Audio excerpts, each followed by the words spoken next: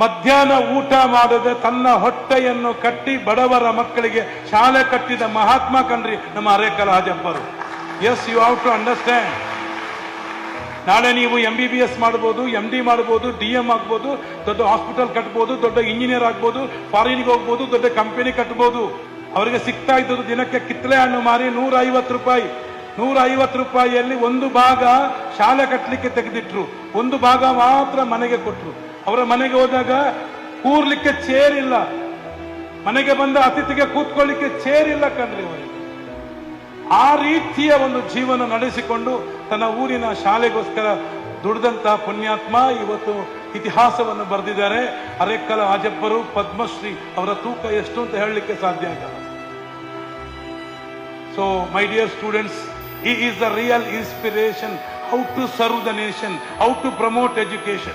ಕೇವಲ 2 ಅಕ್ಷರ ಮಾತ್ರ ಬರೆಯಲಿಕ್ಕೆ ಗೊತ್ತಿರುವ ಈ ಅರೇಕಲ ಹಾಜಬ್ಬರ ಬಗ್ಗೆ 4 ಯೂನಿವರ್ಸಿಟಿಯ ಟೆಕ್ಸ್ಟ್ ಬುಕ್ ಅಲ್ಲಿ ಡಿಗ್ರಿ ಮಕ್ಕಳಿಗೆ ಓದ್ಲಿಕ್ಕಿದೆ. Bangalore university, Kuvempu university Shivamogga, Davanagere university, ಹಾಗೆ ಯನಪಯ್ಯ ಯೂನಿವರ್ಸಿಟಿ. ಇವರಿಗೆ ರಿಯಲ್ ಹೀರೋ ಪ್ರಶಸ್ತಿ ಕೊಟ್ಟರು. 5 ಲಕ್ಷ ರೂಪಾಯಿ ಕೊಟ್ಟದ್ದು ಯಾರು? CNN ಮತ್ತು ರಿಲಯನ್ಸ್ನವರು. 5 ಲಕ್ಷ. ಮನೆ ಸೋರ್ತಾ ಇದೆ, ಹೆಂಡತಿಗೆ ಹುಷಾರಿಲ್ಲ, ಬಹಳ ಸಮಸ್ಯೆಯ ಕೂಪದಲ್ಲಿದ್ದೇವೆ.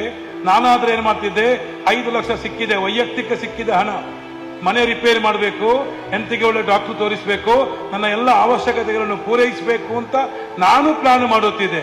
ಅರೇಕಲ ಹಾಜಬ್ಬರು 5 ಲಕ್ಷವನ್ನು ತಂದು ಅದಕ್ಕೆ ಸ್ವಲ್ಪ ಸೇರಿಸಿ DC ಅವರ ಹತ್ರ ಕೊಟ್ಟು, ಸರ್ ನನ್ನ ಆಟದ ಮೈದಾನ ಶಾಲೆಗೆ ಬೇಕು, ತಾವು ಅದನ್ನು ಮಾಡಿಕೊಡಬೇಕು ಅಂತ ಕೊಟ್ಟ ಪುಣ್ಯಾತ್ಮ ಕಣ್ರಿ ಅವರು ಅರೇಕಲ ಹಾಜಬ್ಬರು.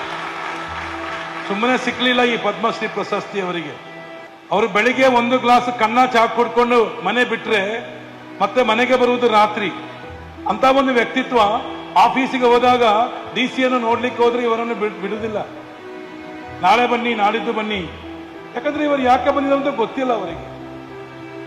ಆ ಸಮಯಕ್ಕೆ ಅವರು ತಗೊಂಡಂತ ತಾಳ್ಮೆ ಇದೆಯಲ್ಲ, ಅದಕ್ಕೆ ಬೆಲೆ ಕಟ್ಟಲಿಕ್ಕೆ ಸಾಧ್ಯ ಆಗಲ್ಲ. ನನ್ನ ಪ್ರೀತಿಯ ಎಲ್ಲ ವಿದ್ಯಾರ್ಥಿಗಳು, this is the impact of patience. ತಾಳ್ಮೆಗೆ ದೇವರು ಕೊಡುವ ಪ್ರತಿಫಲ. ಕಾಯಬೇಕು, ಕಾಯಬೇಕು, ತಾಳ್ಮೆ ಬೇಕು, ಸಹನೆ ಬೇಕು. ಒಂದು ಸಲ ನಮ್ಮೊಬ್ಬ ಪತ್ರಕರ್ತ ಮಿತ್ರ ಅವರನ್ನು ಮಧ್ಯಾಹ್ನ ಊಟಕ್ಕೆ ಕರೆದ್ರು, ಹೋಟೆಲ್ಗೆ ಹೋಗಿ ಊಟ ಮಾಡುವ ಅಂತೇಳಿ. ಅವ್ರು ಹೇಳಿದ್ರು, ನನಗೆ ಮಧ್ಯಾಹ್ನ ಊಟ ಮಾಡಿ ಅಭ್ಯಾಸ ಇಲ್ಲ, ಮಧ್ಯಾಹ್ನ ಊಟ ಮಾಡಿ ಅಭ್ಯಾಸ ಇಲ್ಲ ನನಗೆ. ಇವತ್ತು ನೀವು ಬಲವಂತದಲ್ಲಿ ನನಗೆ ಊಟ ಕೊಟ್ರೆ ನಾಳೆ ಮಧ್ಯಾಹ್ನ ನನಗೆ ಊಟ ಕೊಡುವವರು ಯಾರು? ನನ್ನ ಹೊಟ್ಟೆ ಹಸಿವಿಗೆ ಸತ್ತಾಗಿದೆ, ದಯವಿಟ್ಟು ನನ್ನನ್ನು ಮತ್ತೆ ಅದರಿಂದ ಏನು